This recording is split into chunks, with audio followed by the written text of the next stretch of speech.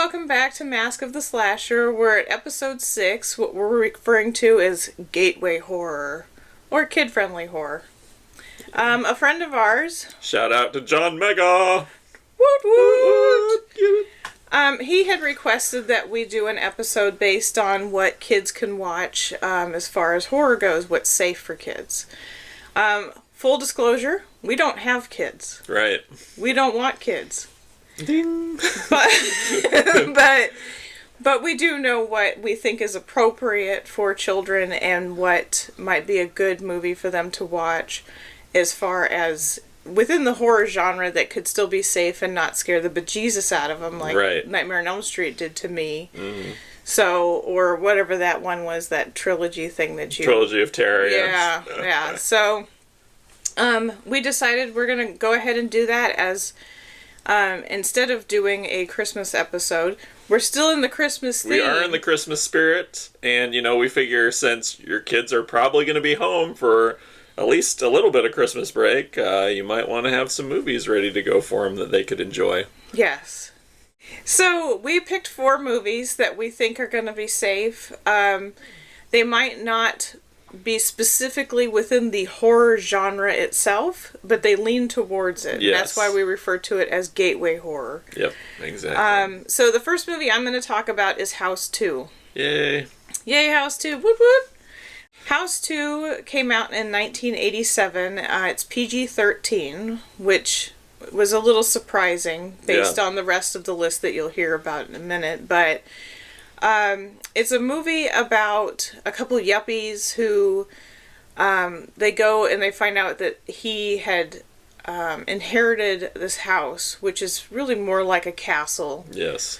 It's on Figueroa Street in LA if you ever want to see it. Anyway, and he finds out that he's got this family history where there was a crystal skull. I wonder where Indiana Jones right. got that idea from. It looks very, very similar. And so during the time in this house, his friend shows up, his obnoxious friend and his obnoxious girlfriend show up, and they go and dig up his grandpa. Yes. And which Gramps... Oh, I gotta love him. He is, yeah. He's so cute. A great character, for sure. They find the crystal skull in the casket with Gramps, and once all of that gets opened up, then a whole bunch of adventures open up within the house itself. There's a couple people in here that you wouldn't anticipate being in this movie, but back then, I guess anything goes. Right. So you have Cliff from Cheers. Yes. You also have Bill Mayer in there. He shows up in this, and he's obnoxious as he would be. He's obnoxious now, he's obnoxious then. Yeah. So there was some surprising stuff that I found when looking up information about this movie. Kane Hodder was in it. He was one of the Jasons in the Friday the 13th trilogy. Yeah, probably he was later on Jason, but still probably the best known. His portrayal is probably the best of anybody. Because he actually gave Jason something of a personality, even though not just through his physicality. Yes, absolutely. He's a big dude. Yes. And I'm going to put in a link about that documentary that we watched about him. Yeah, it was very good. It's fascinating because he's a stunt guy and coordinator. Mm-hmm. So he happened to be in this movie. He plays the gorilla in this movie. You just have to watch it. I'm not going to give spoilers on anything. Yeah. But he's the gorilla, but I was like, why is he the gorilla? And it was because he was a stunt coordinator for this movie. So I was like, well, that's fun. That's interesting. Yeah, I'm surprised he wasn't the caveman or something, Exactly. He could have been anything, and he was the gorilla. Well, I guess he just didn't want to show his face. Yeah, maybe. I don't know. So, anyway, this movie does not have any gore in it. No. It hardly has any bad language. Yeah. I think it's very minimal. Yeah. It has puppetry. Yes, and stop motion. Which is fantastic. For that time, it was fantastic. Yeah, absolutely. I watched this movie when I was a kid because it was one of those, once again, that was on HBO 4,000 times. And so I just happened to stumble across it, and I love it. Mm-hmm. And so I feel like this is a very kid-friendly movie. The only scary part in this movie is towards the end. Yeah. And most adults have probably seen this by now. I would think so. Anybody from our generation surely has, just for the fact that it was, as you said, one of those movies that was on HBO about every 5 minutes. Yeah. But there is one character. His name is Slim. Yes. Slim Shady. Slim Reeser. Anyway, and so he's a little freaky. He is. That was very good makeup on him. It's still to this day. We just watched this movie a few months ago during the Halloween season, and still amazing makeup. Yeah, he looks great. Yeah. And part of me likes the fact that he's just kind of lurking in the shadows until the end, but part of me wishes he was in it more just because he looks so cool. Yeah, you know what I mean? Exactly. Then again, if he was in it more, it probably would be a lot scarier of a movie and maybe not a good one for kids, because he is pretty intimidating. He's very scary, and but yeah, we definitely recommend this movie for kids. I know we were not say spoilers, but I think we have to talk about the caterpillar dog. Yes, just so everybody knows who the caterpillar dog looks like. This is Dottie. And when we adopted her, I said, "Oh, she looks like the caterpillar dog." So even though the caterpillar dog's like part pug, part caterpillar, but oh my god, he's adorable. He is adorable. So is the pterodactyl. Yes. Just watch the movie. Yeah, just watch it. If you haven't seen it, watch it. If you've seen it a million times, watch it again. Yeah.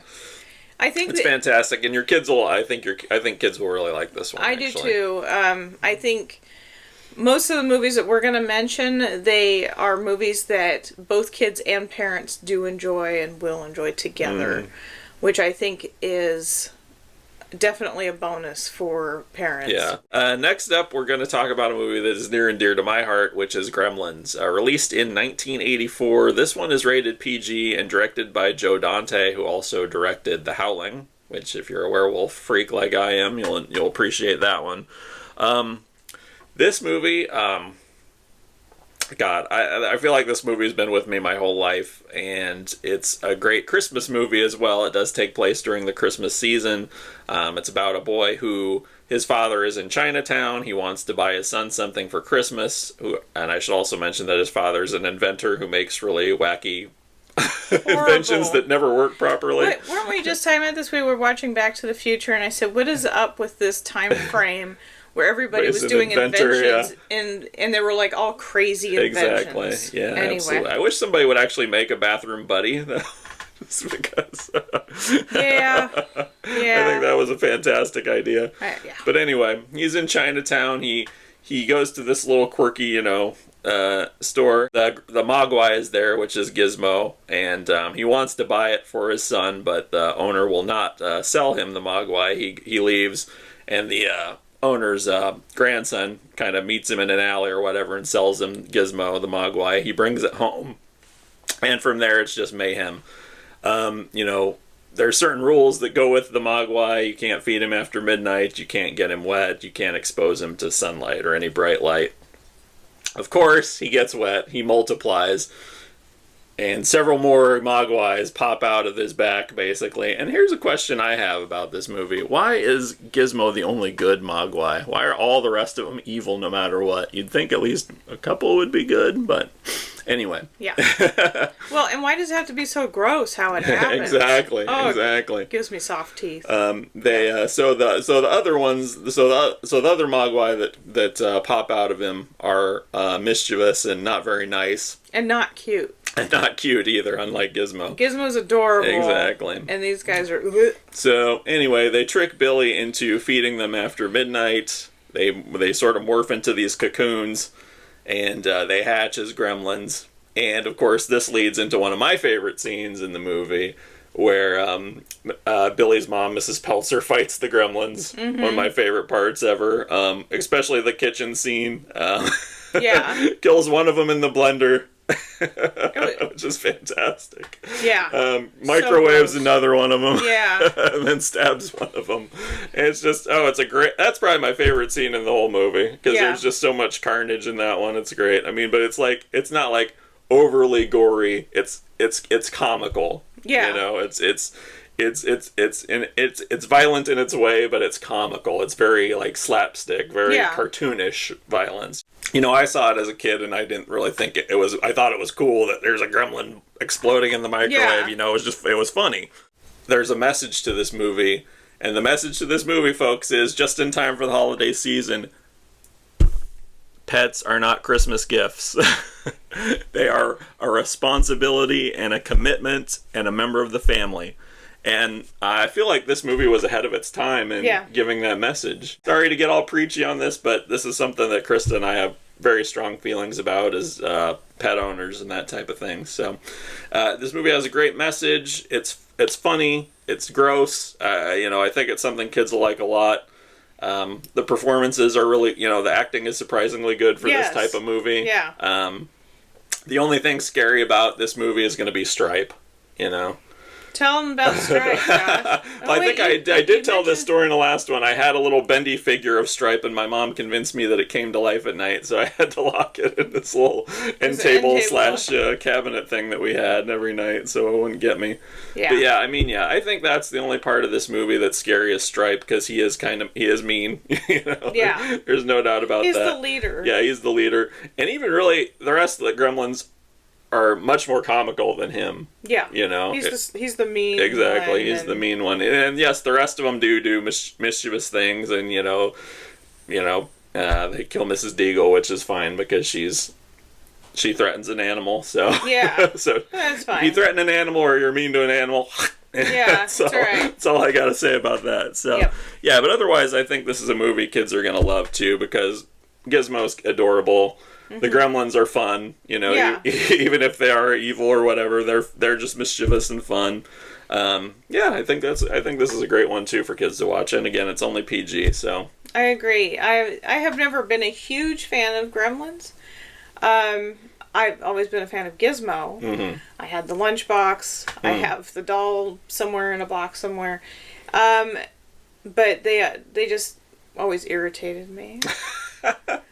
Once again, this is another movie that both parents and kids can watch together and enjoy, and most people have seen this movie, obviously, that are at least our age, because it was such a huge deal at the time.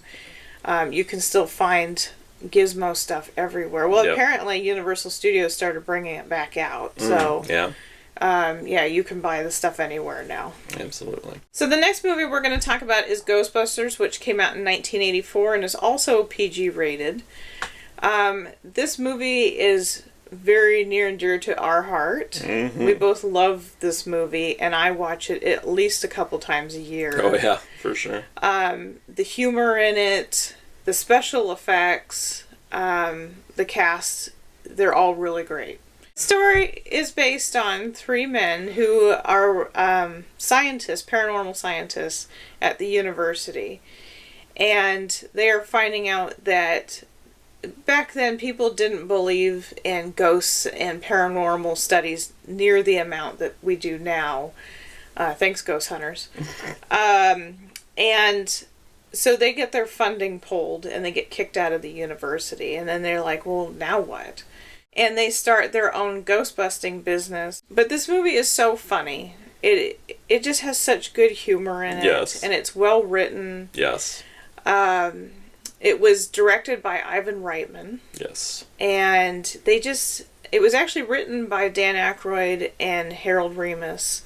And apparently Rick Moranis, but it's uncredited in there. Which... I don't know why you wouldn't credit Rick Moranis. Strange, I'm like, he's amazing. Mm-hmm. Whatever. So anyway, so the movie is just them going through their annex and catching ghosts, and Sigourney Weaver comes into play, which I'm sure for people that were older at that time was a little bit shocking to see her in a comedy. Yeah. After being an alien. Yeah. It's such a serious role. But she does a great job in it. She has a good sense of humor. Oh, yeah, she's fantastic. Rick Moranis is, of course, hilarious. Oh, yeah. My favorite performance in the whole movie is Rick Moranis, I think. Yes, yeah. Definitely the, have some scene is great. The main ghost in this movie is Slimer. Yep. And Slimer is adorable. He's disgusting, but also very cute. Yes. He was like Gizmo. Yeah, exactly. He was everywhere. Yeah, he was everywhere. Like, they even had the cartoon going on. Mm-hmm. They had everything. Yeah, because, I mean, he's technically not the main antagonist of the movie, but they spend a lot of time on him as far as one of their first ghost hunting adventures, kind of, or whatever you want to call it. Encounters is when they're chasing him in the hotel and finally trap him, and that's the first time you kind of see him use their gear and stuff. So it's super important scene. And so it makes sense that he was kind of everywhere after that, because they spend a lot of time on him, and became a very iconic symbol of that movie. Yeah, especially him eating hot dogs. For some reason, that's just hilarious to us. Yeah. So it is a really good movie. Like I said, it is well written. There's no gore in this movie. No.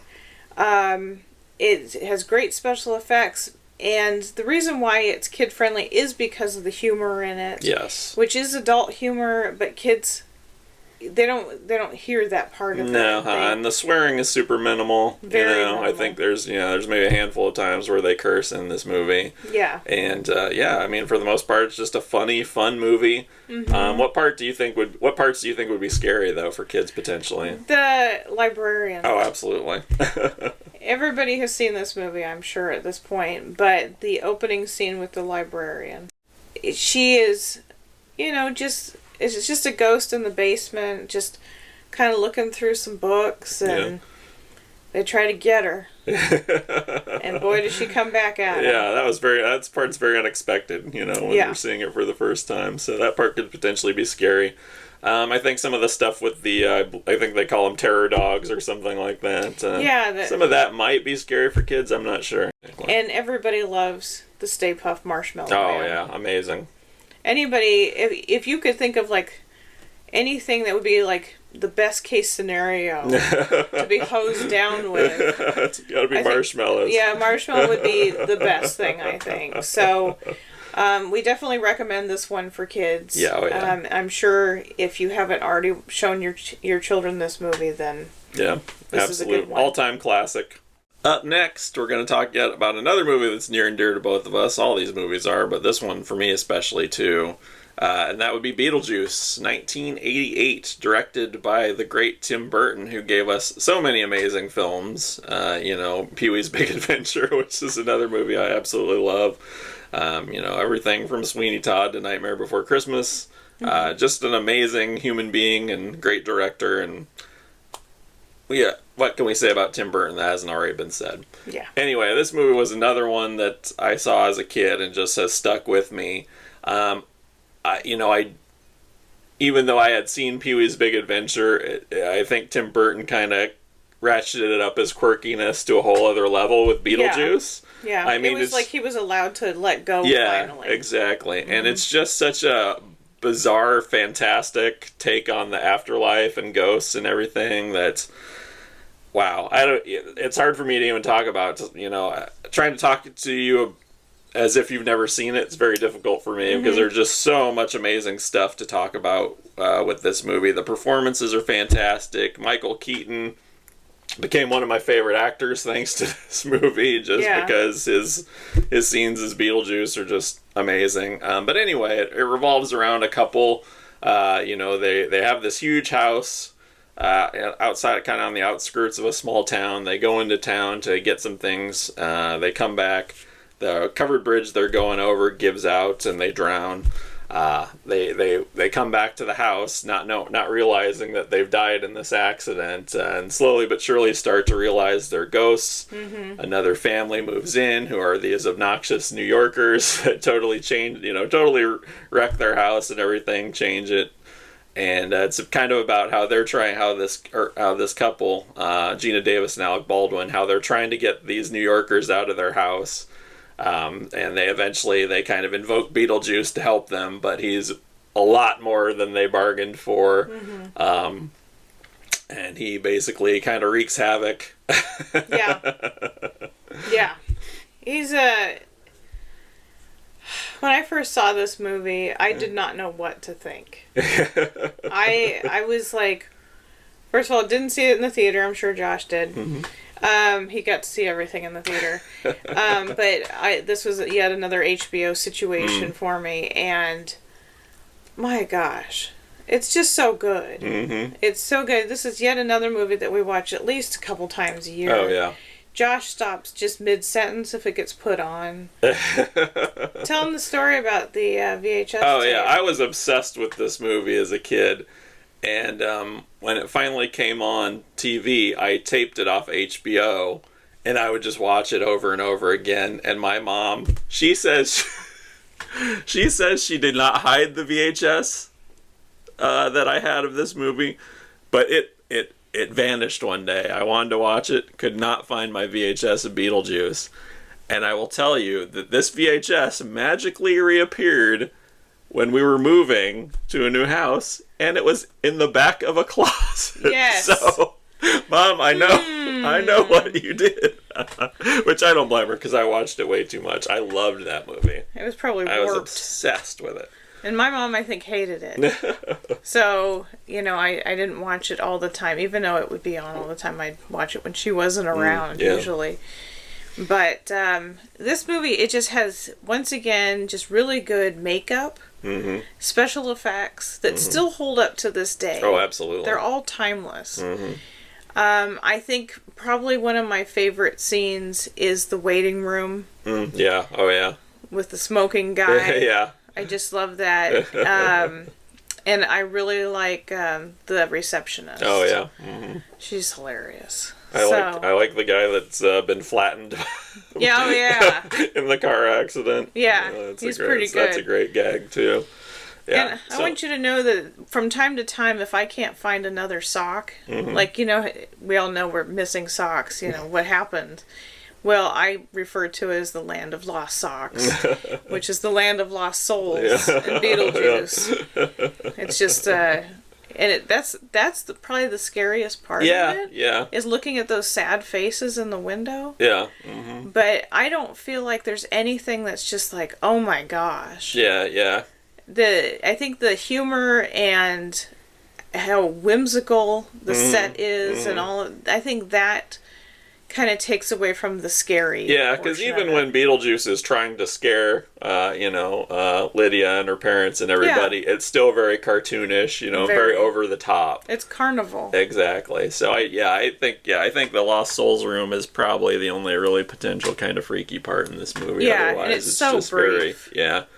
Otherwise, it's just it's a top 10 movie for me, honestly, of any genre. Yeah.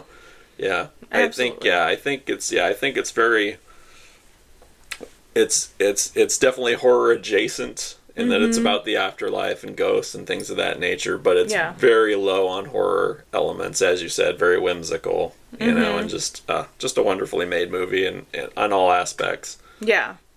And when I was a kid, I didn't know who Tim Burton was. I didn't know there was a connection between that and Pee-wee. Didn't have a clue, because they were so different anyway. And it's not like when I was a kid, I was like, oh, who directed this? Yeah, I didn't know that either. And it's funny, because when you look back on it, and the Large Marge scene in happens in Pee-wee's Big Adventure, you're like, oh, that's a Tim Burton monster. Yeah, totally. That's when you really see it, Yeah. Absolutely. The last movie that we're going to talk about is Krampus. Yes. This is actually a Christmas movie. Yes. So we thought we'd throw in at least one that is specifically a Christmas movie. Yeah, absolutely. But that we also think that kids can watch. Yes. This one definitely is scarier. This movie is PG-13, but so was House 2. So I still don't understand the other ones being PG. I don't know. Rating systems, interesting. He's sort of like the anti-Santa Claus. Mm-hmm. So you've got, Santa Claus rewarding children, bringing gifts and what have you, while Krampus punishes children, basically, for that are bad, Yeah. And he's creepy. Oh, for sure. He's definitely creepy. But it's these two families that have been brought together for Christmas. They really hate each other.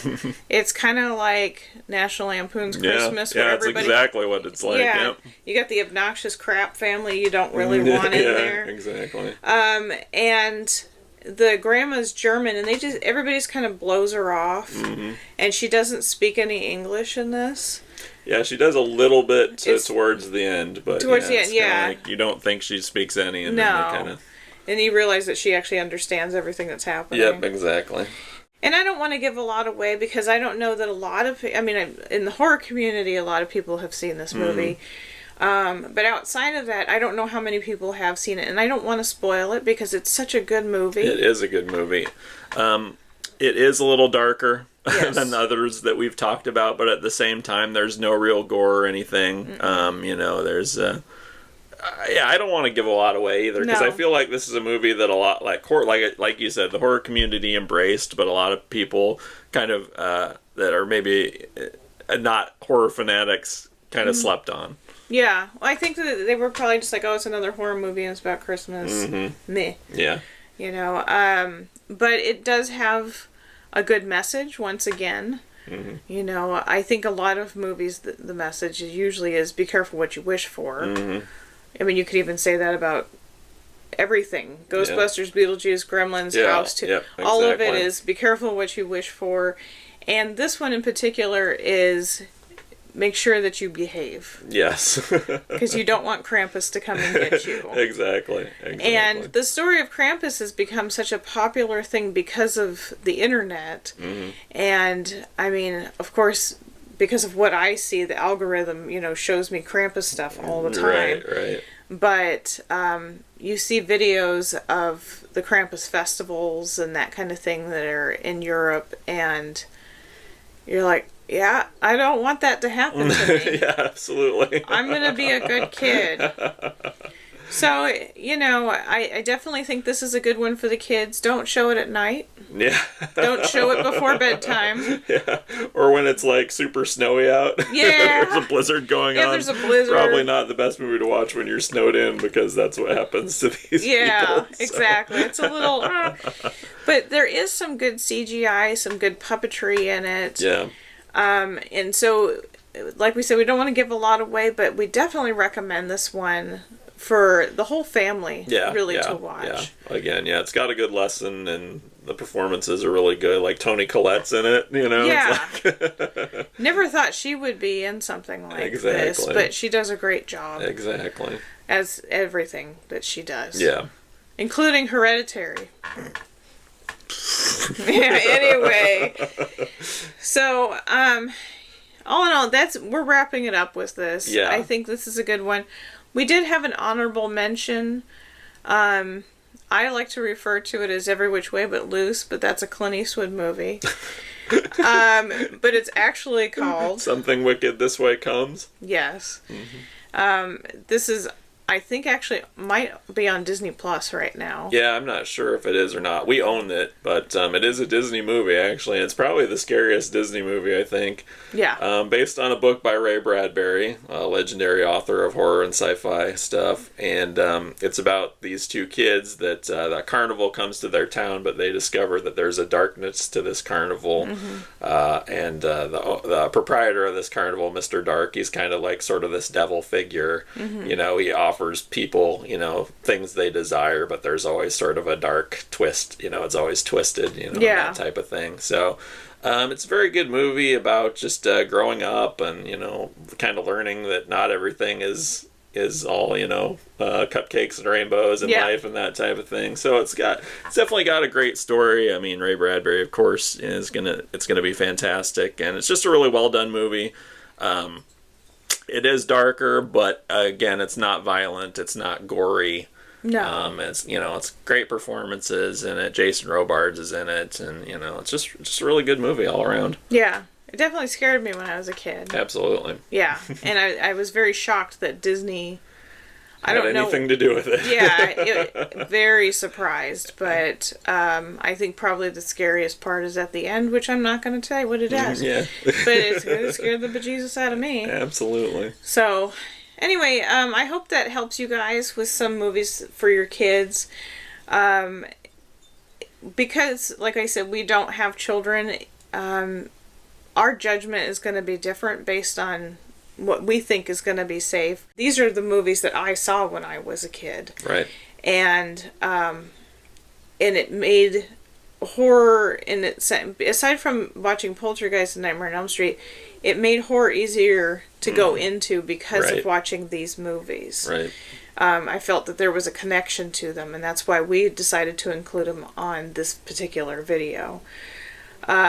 If you feel like there are movies that you want to show your children and you want an opinion on them, let us know. Yeah, absolutely. We'll ask away, because we will give our opinions on them.